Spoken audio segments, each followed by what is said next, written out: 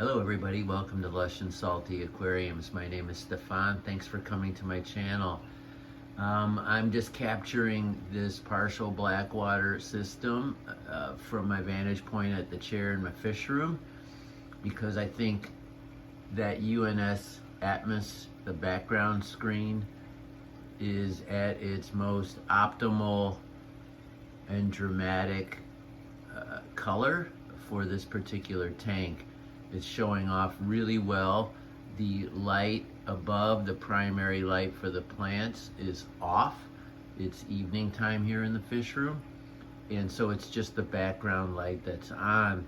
But that shows off the vibe of what this tank was always supposed to be about in a really flattering way, and I wanted to share that with you, as well as capture some of the elements and aspects of this particular aquarium that are flattering it in addition to that background light. Again, that's the UNS Atmos. It's a real easy tool or piece of equipment that you can employ on your fish tank, and it doesn't even have to be exactly the right size. You could sort of DIY it. So look it up if you're interested. It's also very variable, very variable in terms of the color. You can dial in all sorts of colors, but like a lot of lights that have multiple colors, there's really only a few that are appropriate. I mean, hot pink, I'm just not feeling that for my aquariums, let alone this one. But what is working, other than that light, is, first of all, look at how the pothos, which is not even a part of this still life, if you will, this aquascape, as well as the peripheral plants. This is a tendril that's come from a whole other system here, but the way it's draped across that rack there, and then finding itself against those rocks and some of the botanicals, creates a really nice frame for the aquarium. It softens the hard edge and kind of makes it hard to tell where the ecosystem starts and finishes. So I really love that. And then if you can see the school of neon tetras, jumbo neon tetras, the way the red and blue is shown off by that light screen with no light hitting them from above, and the way they're schooling quietly in the black water, that feels like what they would do when non-threatened in a natural environment. And obviously there's no predators for them. They are the apex predator of this tank, even if some of the other fish on paper might be considered more of a predator. Those are little piggies there, but not right now. Right now they're just being kind of elegant and lovely, almost surreal, and I think that's just beautiful. You can see there are some Morse code tetras. Those are the smaller silhouettes up and in the root systems there. There's a couple of them. There might be only 3 to 5 in here now, as well as, and I should be able to find one for you, there are some half beaks in here, and that's a relatively new addition to this aquarium, and I'm not sure we'll see them or not. Maybe if I come up and over and look down. That's a pretty cool vantage point, right? There's a half beak right there, you see it? They are hard to find. That's part of the beauty of them. They're extremely capable of blending into their environment, especially if the environment suits them.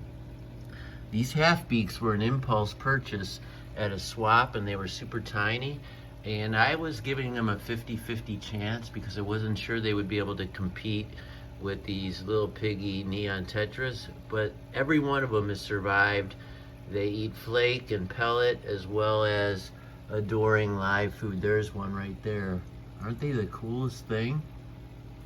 That is the common species of half-beak. I forget the Latin name. And what else are we looking at here? I see the tendrils of a large shrimp. Hello, buddy. There's a lot of Neocaridina in here, as well as some of mono shrimp, which are actually Caridina shrimp. I didn't know that until about a year ago when I realized that might be the easiest Caridina shrimp to care for, the Amano shrimp. There's a fun vantage point where you get a sense of how that background light can really show off the silhouette of not only the fish, but the driftwood, that bogwood, that's sort of posing as a tree stump. I mean, how cool is that? I've got a tiger lotus here. It's not the red variety, it's more the green. Some of these leaves need to be clipped. They start to fall apart. That's a good sign. You should just cut them. So I need to be doing that. I'm running this tank on a teeny tiny hang-on back filter, smallest one you can get. It's like $14, and there's a bunch of versions of that same filter. I have an air stone in here, and I don't think I need it anymore. You see how it's got a simple little system there. I run that 24/7 because in the beginning, there were some issues that I attributed to a lack of oxygen in the water. It was much more acidic, and that the botanicals and tannins were far more profuse than they are now, and that will rob waters of oxygen. And so I pumped that in just for the sake of the living creatures in here. And of course there's quite a few, and they have to be a priority. Kind of zooming in on another half beak, you see there's quite a few in there. There should be 3 licorice gourami as well, and those neons and Morse code tetras, right? So there's quite a robust community of fish in here, and I haven't talked about all the cleanup crew. There are some snails, all different kinds, mystery nearite, bladder, and of course ram's horn snails, all of them, and a bunch of shrimp just finding their happy place in this aquarium. And what else can I talk about? You see how the Vallisneria, it will never take over because the conditions aren't great for it in here in every way, right? They like and appreciate light. They don't respond well to a heavily tea-stained tank or acidic water. So all those things have curtailed its growth, but that's just fine by me because I actually like it being a much more modest element in this particular fish tank as opposed to how it can take over in other planted tanks.